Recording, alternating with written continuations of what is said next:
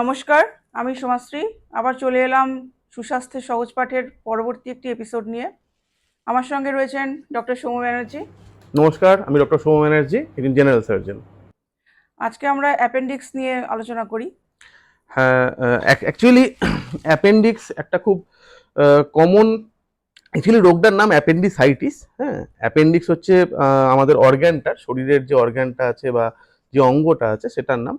এবং সেই অঙ্গটার বিভিন্ন সমস্যা খুব কমন একটা প্রবলেম। আমরা খুব ফ্রিকোয়েন্টলি এই অঙ্গটার বিভিন্ন সমস্যা নিয়ে আমাদের চিকিৎসা করতে হয়, অপারেশন করতে হয়। তো সেই জন্য সাধারণ মানুষের মধ্যেও অ্যাপেন্ডিক্স বা অ্যাপেন্ডিসাইটিস নিয়ে প্রচুর কৌতূহল থেকে থাকে। আজকে আমরা আমি এবং সোমাশ্রী দুজন মিলে আলোচনা করি সেই অ্যাপেন্ডিসাইটিসের ব্যাপার নিয়ে। অ্যাপেন্ডিক্সের ব্যথা ওঠা ব্যাপারটা কি?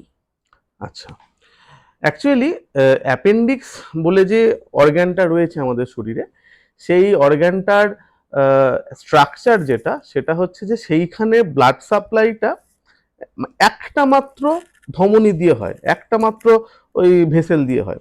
তার ফলে যদি কোনো কারণে কোনো রকম ওইখানে ইনফেকশন হয় বা এমন কিছু ঘটলো যার জন্য ওর ব্লাড সাপ্লাইটা কম্প্রোমাইজড হয়ে যাচ্ছে, সেক্ষেত্রে হচ্ছে ওই জায়গাতে একটা বিশ্রী মতো ইনফ্লামেশন হয়, বাংলায় বলে প্রদাহ হয়। বা ঘুরিয়ে মানে খুব কমন হিসেবে বলতে গেলে অ্যাপেন্ডিক্সের এটা ইনফেকশন হচ্ছে অ্যাপেন্ডিক্স অঙ্গটার, এবং তার ফলে ওই চত্বরের মধ্যে অ্যাপেন্ডিক্স এবং তার আশেপাশের যে বিভিন্ন শরীরের অংশগুলো থাকছে সেগুলোর মধ্যে একটা তীব্র ইনফেকশন বা ইনফ্লামেশন হওয়ার ফলে আমাদের পেটের মধ্যে, পেটের ডান দিকে, তলপেটের ডান দিকে প্রচন্ড ব্যথা ওঠে। এই ব্যাপারটাই মানে অ্যাকচুয়ালি তলপেটে হাজার একটা কারণে ব্যথা হতে পারে। অ্যাপেন্ডিক্সের কারণে যখন এই ব্যথাটা ওঠে সেটাকেই অ্যাপেন্ডিক্সের ব্যথা ওঠা বা অ্যাপেন্ডিসাইটিস বলে। আচ্ছা, অ্যাপেন্ডিক্সের ব্যথা উঠলে অনেক সময় শুনি না আমরা যে অ্যাপেন্ডিক্স ফেটে গেছে, ওই ব্যাপারটা ঠিক কি? হুম, অ্যাকচুয়ালি প্রথমেই যেটা বললাম, অ্যাপেন ধরা যাক কারোর গল ব্লাডারে ইনফ্লামেশন হলো, গল ব্লাডার বা পিত্তথলিতে, সেইখানে গল ব্লাডারটা চট করে পচে যাওয়া বা ফেটে যাওয়াটা খুব একটা কমন নয়। কিন্তু অ্যাপেন্ডিক্সের ক্ষেত্রে ব্যাপারটা অনেক বেশি বিপজ্জনক। অ্যাপেন্ডিক্সে যেহেতু একটা মাত্র ধমনী দিয়ে অ্যাপেন্ডিক্সের ব্লাড সাপ্লাই হয়, সেক্ষেত্রে যেটা হয়, কোনো কারণে যদি সেই অ্যাপেন্ডিকুলার আর্টারিটা থ্রম্বোজড হয়ে যায়, ব্লকড হয়ে যায়, তাহলে সেক্ষেত্রে অ্যাপেন্ডিক্সের ক্ষেত্রে যেটা হতে পারে সেটা হচ্ছে যে সেই পার্টিকুলার অংশ থেকে আর ব্লাড সাপ্লাই হচ্ছে না, ফলে সেই জায়গাটা পচে যাওয়া বলা যেতে পারে, নেক্রোস্ট হয়ে যায় প্র্যাকটিক্যালি। এটা যেহেতু অ্যাপেন্ডিক্সের টিউবুলার স্ট্রাকচার, সেই জন্য ওই টিউবটার মধ্যে একটা ফুটো হয়ে যাওয়ার সম্ভাবনা থেকে থাকে। তো সেটাকেই আমরা অ্যাপেন্ডিক্স বাস্ট করেছে বলি বা অ্যাপেন্ডিক্স ফেটে গেছে বলি। অ্যাকচুয়ালি যদি অ্যাপেন্ডিক্সের ওই টিউবুলার স্ট্রাকচারটা ফুটো হয়ে যায়, তাহলে ওটার মধ্যে থেকে পেটের মধ্যে পুঁজ বেরোতে, পুঁজ পুঁজ বেরোয়, বা ইভেন কখনো কখনো আমাদের যে খাওয়া দাওয়ার ফলে যে পায়খানাগুলো তৈরি হয়, সেগুলো পর্যন্ত ওর মধ্যে দিয়ে বেরিয়ে যেতে পারে। এবার পেটের মধ্যে যদি পায়খানা বেরিয়ে যায়, জীবাণু সংক্রমণ হয়ে যায়, গোটা পেটের মধ্যে ইনফেকশন ছড়িয়ে যাওয়ার একটা সম্ভাবনা থেকে থাকে। সেই ব্যাপারটাই হচ্ছে অ্যাপেন্ডিক্স বার্স্ট করে যাওয়া বা ফেটে যাওয়া। আচ্ছা, অ্যাপেন্ডিক্সের ব্যথা উঠলে কি অপারেশন করাতেই হবে? হ্যাঁ, অ্যাকচুয়ালি অ্যাপেন্ডিসাইটিসকে গ্রসলি দুটো ভাগে ভাগ করা হয়। একটা হচ্ছে অ্যাকিউট অ্যাপেন্ডিসাইটিস, আর আরেকটা হচ্ছে রেকারেন্ট অ্যাপেন্ডিসাইটিস। অ্যাকিউট অ্যাপেন্ডিসাইটিস যদি হয়, সেক্ষেত্রে হচ্ছে শরীরের মধ্যে তীব্র ব্যথা উঠবে, পেশেন্টের আরও অন্যান্য কিছু সিমটম থাকবে, এবং কোনো একজন সার্জেন ডাক্তারবাবুই সেটা সঠিকভাবে পরীক্ষা করে সিদ্ধান্ত নিতে পারবেন যে হ্যাঁ, এক্ষুনি যদি অপারেশন আমরা না করি, অ্যাকচুয়ালি এটা লোকালাইজড পেরিটোনাইটিস হয়, মানে অ্যাপেন্ডিক্সের সঙ্গে যে পেটের ভেতরের যে অন্যান্য অংশগুলো থেকে থাকে, তার মধ্যে পেরিটোনিয়াম বলে একটা জিনিস আছে, সেইটার মধ্যেও ইনফেকশন ছড়ায় বা ইনফ্লামেশন ছড়ায়।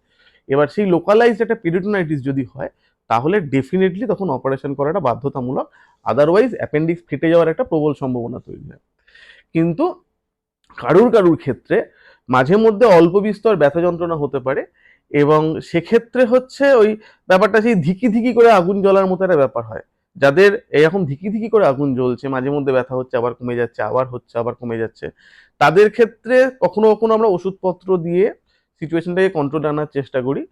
তবে ইন বেসিক আর প্র্যাকটিক্যাল সিনারিওতে বলা যায় যে অ্যাপেন্ডিক্সের যদি ইনফ্লামেশন হয়, তাহলে অপারেশন করার সিদ্ধান্ত নেওয়াটাই আলটিমেটলি সঠিক সিদ্ধান্ত, বা বেশিরভাগ ক্ষেত্রেই সঠিক সিদ্ধান্ত হয়। কারণ অ্যাপেন্ডিক্স যদি ফেটে যায় বা অ্যাপেন্ডিকুলার পারফোরেশন যদি হয়, তার থেকে কিন্তু মানুষ মারা যাওয়ারও সম্ভাবনা প্রবল থাকে।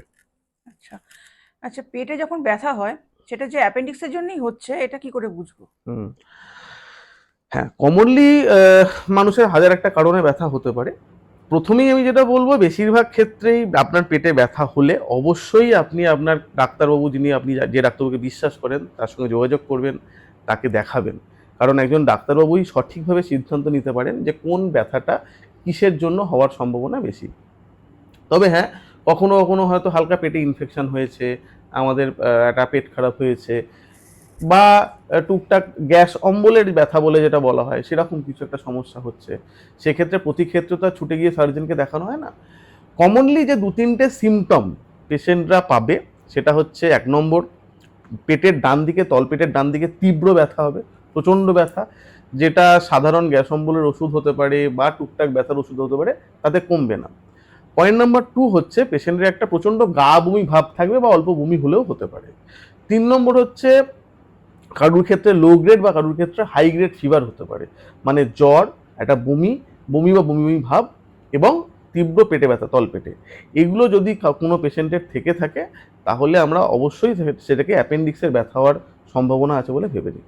তবে এখানে একটা মোস্ট ইম্পর্ট্যান্ট পয়েন্ট আমি যেটাকে হ্যামার করতে চাইবো, সেটা হচ্ছে যদি মোটামুটি কম বয়সী মেয়ে হয়ে থেকে থাকে, যে মেয়েদের অ্যাকচুয়ালি বাচ্চা হওয়ার বয়স আছে, মানে যারা মা হতে পারবে, সেই এজ গ্রুপ, অর্থাৎ যাদের মেনস্ট্রুয়েশন হচ্ছে, সেই মেনস্ট্রুয়েশন এজ গ্রুপের যদি কোনো মেয়ে হয়ে থেকে থাকে, তার ক্ষেত্রে কিন্তু আমরা সব সময় সব থেকে আগে যে সম্ভাবনাটার কথা ভাবি অ্যাপেন্ডিক্সের ওই রিজিয়নে ব্যথা হলেও, সেটা হচ্ছে একটোপিক প্রেগনেন্সি।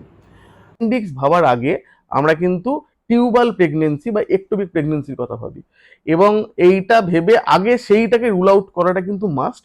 কারণ যদি আমরা টিউবাল প্রেগনেন্সি মিস করে যাই, তাহলে কিন্তু পেশেন্টের প্রাণহানির আশঙ্কাটা অ্যাপেন্ডিসাইটিস বা অ্যাপেন্ডিকুলার পারফোরেশনের থেকেও হয়তো একটু বেশি বই কম নয়। গ্রসলি তলপেটের তলার দিকে ব্যথা, সঙ্গে হচ্ছে বমি বমি ভাব এবং জ্বর, এই 3টে কমন সিমটম, যেটার জন্য বা সঙ্গে অ্যানোরেক্সিয়া থাকে, পেশেন্টের খাবার ইচ্ছেটা চলে যায়, এটা হলে আমরা মোটামুটি ধরে নিই যে অ্যাপেন্ডিক্সের ব্যথা হয়েছে। এবং অবশ্যই তার জন্য ডাক্তারবাবুকে দেখাতে হবে, পছন্দ মানে আপনার যে ডাক্তারবাবুকে আপনি বিশ্বাস করেন, সেই ডাক্তারবাবুকে অবশ্যই দেখাতে হবে আপনাকে। আচ্ছা, অ্যাপেন্ডিক্সের সমস্যা কতটা খারাপ হতে পারে, কতটা বিপজ্জনক হতে পারে? বিপজ্জনক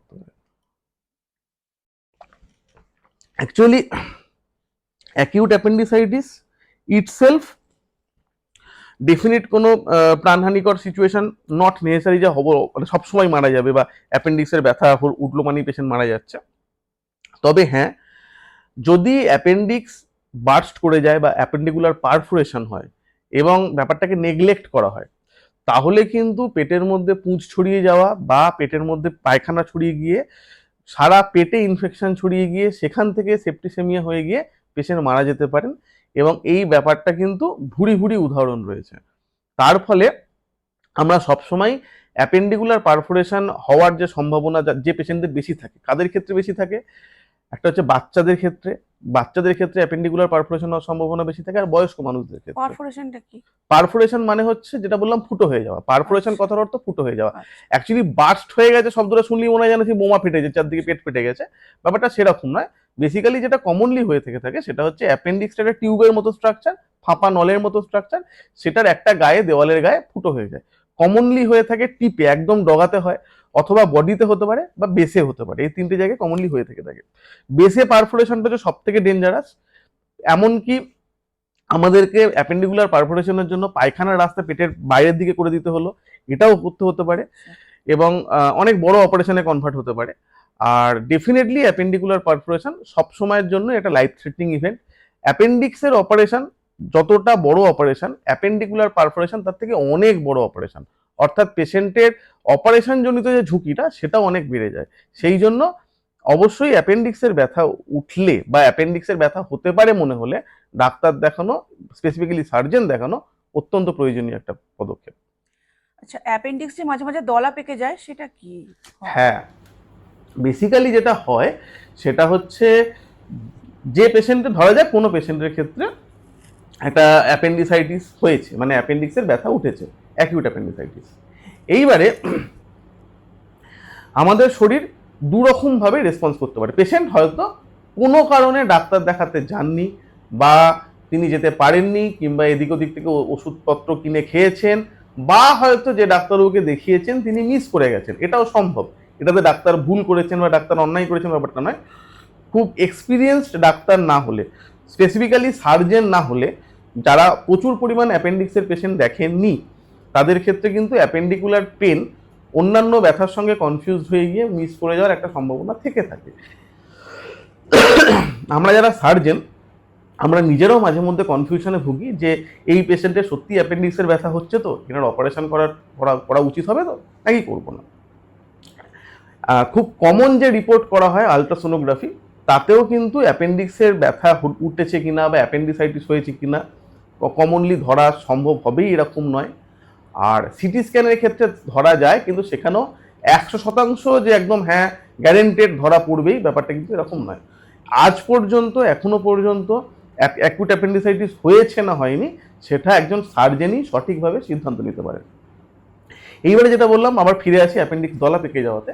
তা অ্যাকিউট অ্যাপেন্ডিসাইটিস পেশেন্টের ক্ষেত্রে যেটা হতে পারে সেটা হচ্ছে কোনো কারণে পেশেন্ট সঠিক সময়ে অপারেশনের অবধি আমরা পৌঁছতে পারিনি, নানা কারণে সেটা হতে পারে। এবার আমাদের শরীর দুটো ভাবে ব্যাপারটাকে ডিল করতে পারে। কিভাবে হয়? একটা জিনিস যেটা হচ্ছে সেটা হচ্ছে যে অ্যাপেন্ডিক্স, যেটা বললাম ফেটে গেল, ফেটে গিয়ে পুঁজ ছড়িয়ে গেল, যেটা অ্যাপেন্ডিকুলার পারফোরেশন বা আমরা অ্যাপেন্ডিক্স বার্স্ট করা বলি। আর একটা জিনিস যেটা হতে পারে সেটা হচ্ছে অ্যাপেন্ডিক্সটা, আমাদের শরীরের একটা বেসিক নেচার, শরীরের মধ্যে যে কোনো জিনিস যখন ইনফেক্টেড হয়, ইনফ্লেমড হয়, তখন হচ্ছে পেটের মধ্যে যে নাড়িভুড়ি থাকে বা একটা ফ্যাটের পর্দা থাকে, যেটাকে ওমেন্টাম বলে, সেইটা গিয়ে পুরো জিনিসটাকে জড়িয়ে ধরে। তা এবারে যখন অ্যাপেন্ডিক্সের ক্ষেত্রে এরকম ইনফ্লামেশনটা হচ্ছে, সেই রকম পরিস্থিতিতে যেটা হতে পারে সেটা হচ্ছে ওই ওমেন্টামটা গিয়ে বা আশেপাশের যে নাড়িভুড়িগুলো আছে, ইলিয়াম বলে, সেগুলো গিয়ে অ্যাপেন্ডিক্সের গায়ে জড়িয়ে গেল। এইবারে পুরো জিনিসটা জড়িয়ে একটা দলা পেকে যাওয়ার মতো হয়। আমরা পেটের ডান দিকে হাত দিলে একটা যেন দলা আছে এরকম জিনিস ফিল করতে পারি। এইটাকে আমাদের পরিভাষায় বলা হয় বা টেকনিক্যাল টার্মে বলে অ্যাপেন্ডিকুলার লাম্প। দলা পেকে গেলে তখন কি করা হয়? হ্যাঁ, যদি অ্যাপেন্ডিক্সের দলা পেকে যায়, তার অ্যাপেন্ডিক্সের দলা পেকে গেলে আবার তার দুটো ফেট হতে পারে। একটা ফেট হচ্ছে কমনলি যেটা বলা হয়, অ্যাপেন্ডিক্সের দলা পেকে গেলে আমরা ইভেন অপারেশন করার আগে, ধরা যাক কোনো পেশেন্টকে, সাপোজ কাল রাত থেকে কোনো পেশেন্টের অপারেশন হয়েছে, পেশেন্ট আজকে সকালে ভর্তি হয়েছেন, প্রি অপারেটিভ যে চেক আপগুলো হওয়ার কথা, রিপোর্টগুলো যেগুলো হওয়ার কথা, সেগুলো হয়েটে আজকে সন্ধ্যেবেলা হয়তো আমি তাকে অপারেশন টেবিলে তুলতে পারছি।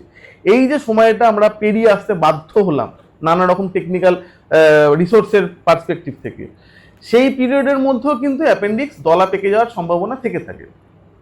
এবারে যদি অ্যাপেন্ডিক্সের ওইখানে লাম্প হয়েছে, দলা পেকে যায়, তখন কিন্তু বেশিরভাগ ক্ষেত্রে আমরা অপারেশন অ্যাভয়েড করি, আমরা অপারেশন করি না। অপারেশন না করে তখন কনজারভেটিভ ট্রিটমেন্ট করাটাই রেকমেন্ডেড কমনলি।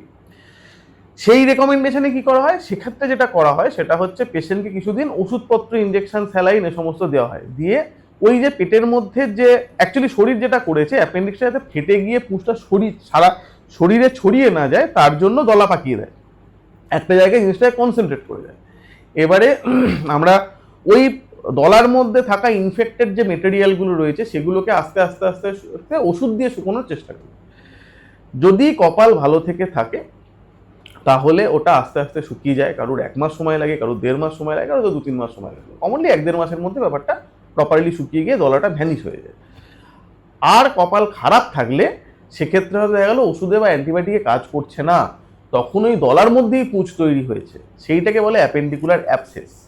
তখন পেশেন্টের জ্বর হতে থাকবে, পেশেন্টের পেটে ব্যথা কোনোভাবেই কমছে না, পেশেন্টকে দেখেই মনে হচ্ছে আরও খারাপের দিকে যাচ্ছে, রিপোর্ট করালে সেগুলোও খারাপ রিপোর্ট বলছে। তখন আমাদের কিছু করার নেই, রিস্ক নিয়েও অপারেশন করার চেষ্টা করতে হয়। তখন বেশিরভাগ ক্ষেত্রে আমাদের টার্গেট থাকে অ্যাপেন্ডিক্সের কথা না ভেবে শুধুমাত্র যে পুঁজটা আছে সেটাকে কেটে বার করে দেওয়া, তো সেটাকে অ্যাপেন্ডিকুলার অ্যাবসেস বলে। তবে কমনলি অ্যাপেন্ডিক্স দলা পেকে গেলে, মানে অ্যাপেন্ডিকুলার লাম্প হলে, তার চিকিৎসা হচ্ছে কনজারভেটিভ, মানে পেশেন্টকে ভর্তি রেখে ওষুধপত্র দিয়ে, স্যালাইন ট্যালাইন দিয়ে পেশেন্টের চিকিৎসা। কতদিন পর মোটামুটি অপারেশন করা যায়? আচ্ছা, অ্যাপেন্ডিকুলার লাম্প হলে মোটামুটি 1.5 মাস, 6 সপ্তাহ থেকে 8 সপ্তাহ ওয়েট করতে হয়, তারপরে ইন্টারভ্যাল অ্যাপেন্ডিসেক্টমি করা হয়। তবে এই যে ইন্টারভ্যাল অ্যাপেন্ডিসেক্টমি নট নেসেসারি যে তাকে করাতেই হবে। এমনও হতে পারে যে একবার একজনের কারুর অ্যাপেন্ডিকুলার লাম্প তৈরি হলো, তারপরে অ্যাপেন্ডিক্সটা সেই লাম্পের মধ্যেই গলে পচে বেরিয়ে চলে গেল।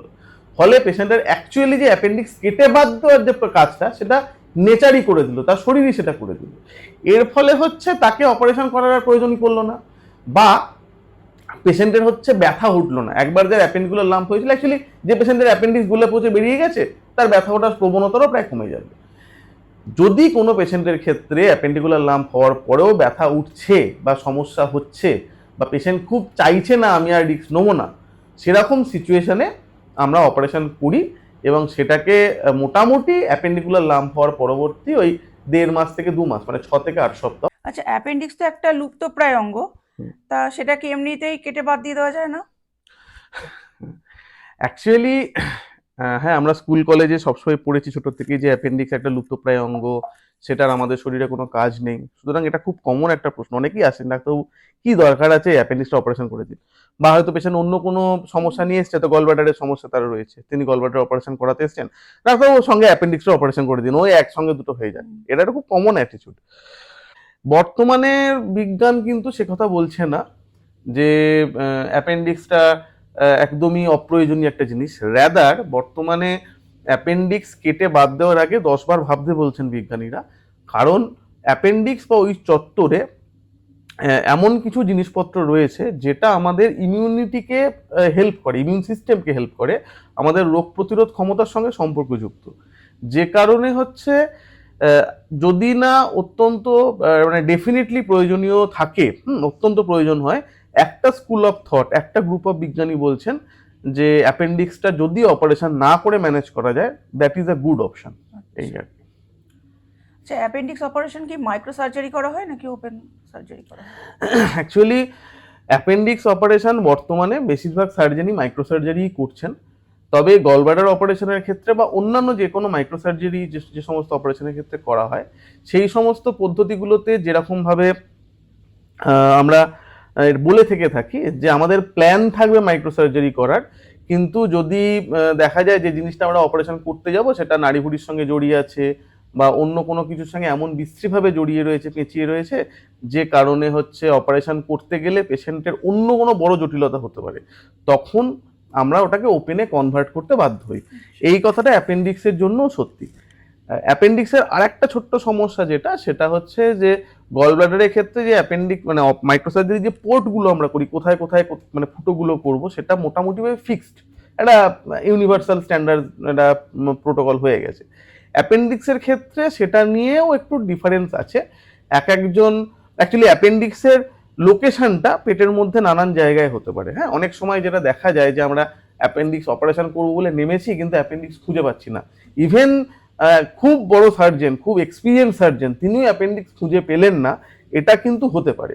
সুতরাং ব্যাপারটা হচ্ছে অ্যাপেন্ডিক্সের লোকেশনটা যেহেতু একদম ফিক্সড নয়, গলব্লাডারের লোকেশনটা যেমন মোটামুটিভাবে ফিক্সড, ইউনিভার্সালি ফিক্সড, অ্যাপেন্ডিক্সের লোকেশনটা কিন্তু এদিক ওদিক হতে পারে। ঠিক আছে, সেইটার জন্য অ্যাপেন্ডিক্স খুঁজে পেতে যেহেতু সমস্যা হতে পারে, অ্যাপেন্ডিক্সটা আশেপাশে নাড়িভুড়ির সঙ্গে জড়িয়ে থাকার সম্ভাবনা থাকতে পারে, তখন হচ্ছে ওপেন করে দেওয়ার সম্ভাবনাটা বাড়ে। রাদার বলবো গলব্লাডারের মাইক্রোসার্জারির থেকে অ্যাপেন্ডিক্সের মাইক্রোসার্জারিতে কনভার্সনের রেটটা হয়তো একটু বেশি, কিন্তু না, বর্তমানে অ্যাপেন্ডিক্সও ডেফিনেটলি মাইক্রোসার্জারি করা হচ্ছে, প্রচুর পেশেন্ট মাইক্রোসার্জারিতে করছেন, প্রচুর ডাক্তারও মাইক্রোসার্জারিতে করছেন, সফলভাবেই করছেন। আচ্ছা, অ্যাপেন্ডিক্সের সমস্যা যাতে না হয় তার জন্য কি কি করা যেতে পারে? হ্যাঁ, আচ্ছা, অ্যাকচুয়ালি ব্যাপারটা এরকম নয় যে আমি পার্টিকুলার কোনো কিছু এটা করব বা করব না তাতে আমার অ্যাপেন্ডিক্সের সমস্যা হবে না, অ্যাপেন্ডিক্স ইনফেকশন হবে না, এরকম নয়। বয়স্ক মানুষদের ক্ষেত্রে বয়সই একটা ইটসেলফ ইম্পর্টেন্ট ফ্যাক্টর হয়ে যায়, যেটার জন্য হচ্ছে তার ওই শিরাটাই ব্লক হয়ে যায়, যে বললাম যে ভেসেলটা বা শিরাটা বা ধমনীটা, যে জিনিসটা দিয়ে আমরা ওই অ্যাপেন্ডিক্সের হচ্ছে ব্লাড সাপ্লাই হচ্ছে, সেই ধমনীটা, সেই পার্টিকুলার ব্লাড ভেসেলটা, অ্যাপেন্ডিকুলার আর্টারিটা, সেইটা হচ্ছে ব্লক হয়ে যেতে পারে। ব্লক হয়ে গেলে এমনি অ্যাপেন্ডিক্সের সমস্যা শুরু হয়ে যাবে। তবে যতটুকু আমাদের হাতে আছে সেটা কি আছে, আমাদের হাতে যেটা রয়েছে সেটা হচ্ছে যদি অ্যাপেন্ডিক্সের গোড়াটা বা মুখের কাছটাতে পায়খানা জমে গিয়ে আটকে যায়, তাহলে, এবং কমনলি তার ভেতরে পায়খানা ঢুকে যায়, প্রেশারের মধ্যে পায়খানাটা ঢুকে যায়, তাহলে হচ্ছে অ্যাপেন্ডিক্সে ইনফেকশন হওয়ার সম্ভাবনাটা বা প্রবণতাটা বাড়ে। তা সেটা সহজতম পদ্ধতি হচ্ছে যাতে প্রপারলি পায়খানা রেগুলার বেসিসে পায়খানা হয়। কনস্টিপেটেড যারা রয়েছেন, যাদের কোষ্ঠকাঠিন্যের সমস্যা রয়েছে, তাদের ক্ষেত্রে কিন্তু অ্যাপেন্ডিক্সের সমস্যা হওয়ার প্রবণতাটা বেশি বই কম নয়। সুতরাং বেশি করে জল খাওয়া, তাতে হচ্ছে পায়খানার রেগুলারিটি তৈরি হবে। ফাইবার জাতীয় খাবার বেশি খাওয়া, যেখানে আঁশ জাতীয়, আঁশ বলতে আমি মাছের আঁশ বলছি না, বা আমিষ নিরামিষের বাঙালিদের আঁশ বলছি না, আমি আঁশ বলতে ফাইবার বোঝাচ্ছি। ইংরাজিতে যে ফাইবার শব্দটা, সেই আঁশ জাতীয় খাবার বেশি করে খাওয়া। কিরকম? শাকসবজি। শাক খাওয়া, থোড়, মোচা, এই জাতীয় জিনিসপত্র বেশি করে খাওয়া, যাতে হচ্ছে এই জাতীয় জিনিসগুলো স্টুল সফটনার হিসেবে কাজ করে, পায়খানাটাকে নরম করে এবং পায়খানাটাকে মানে পায়খানা তাদের গাট মোটিলিটি বাড়ায়, পায়খানা হওয়ার প্রবণতাটাকে বাড়ায়। লাস্টলি পায়খানা কিন্তু শুধুমাত্র রেগুলার পায়খানা করতে যাওয়া, এই যে হ্যাবিটটা, বাওয়েল হ্যাবিটটা, এইটা কিন্তু শুধুমাত্র খাওয়ার উপরে নির্ভর করে আছে বা জল খাচ্ছে তার উপরে নয়, একটা সাইকোলজিক্যাল বা মানসিক জায়গাও থেকে থাকে এবং একটা হ্যাবিটের ব্যাপার, এটা একটা হ্যাবিট ফর্মিং সব জিনিস। তা রেগুলার বেসিসে নির্দিষ্ট সময়ে পায়খানা করতে যাওয়া, আমার ইচ্ছে করছে অনিচ্ছে করছে হাতের কাজটা সেরে দিয়ে যাবো, ব্যাপারটা এরকম না। একদম রেগুলার বেসিসে রুটিনলি পায়খানা করার হ্যাবিট ফর্ম তৈরি করাটাও কিন্তু অ্যাপেন্ডিক্সের মানে ইনফেকশন হওয়ার প্রবণতাটাকে কমাতে পারে। সুতরাং প্রপারলি স্টুল পাস করা, রোজ বেশি পরিমাণে ঠিকঠাক পরিমাণে জল খাওয়া, মানে minimum on an average 3-4 litre জল খাওয়া সারাদিনে, এবং অবশ্যই ফাইবার জাতীয় খাবার বেশি করে খাওয়া, এগুলো করলে আমাদের অ্যাপেন্ডিসাইটিস হওয়ার প্রবণতা বা সম্ভাবনাটা নিশ্চয়ই কমাতে পারবো। আচ্ছা, আজকে তাহলে এটুকুই থাক। এর পরবর্তী এপিসোডে তাহলে অন্য কোনো প্রসঙ্গ নিয়ে আমরা আলোচনা করবো। আচ্ছা, ঠিক আছে। দর্শক বন্ধুদের বলবো, যদি আপনাদের ভালো লাগে তাহলে অবশ্যই এই চ্যানেলটা সাবস্ক্রাইব করবেন এবং ওই বেল যে আইকনটা আছে সেটা টিপে রাখবেন, যাতে আপনারা নোটিফিকেশনটা খুব সময় পান। সুস্বাস্থ্যের সহজ পাঠ এই চ্যানেলটা কিন্তু বানানো হয়ে যায় আপনাদের জন্যই। আমি এবং সোমাশ্রী আমরা দুজন মিলেই বারবার ফিরে আসবো অত্যন্ত প্রয়োজনীয় কমন যে ডাক্তার রিলেটেড সমস্যাগুলো সাধারণ মানুষকে ফেস করতে হয় সেইগুলো নিয়ে আলোচনা করার জন্য। নমস্কার। নমস্কার।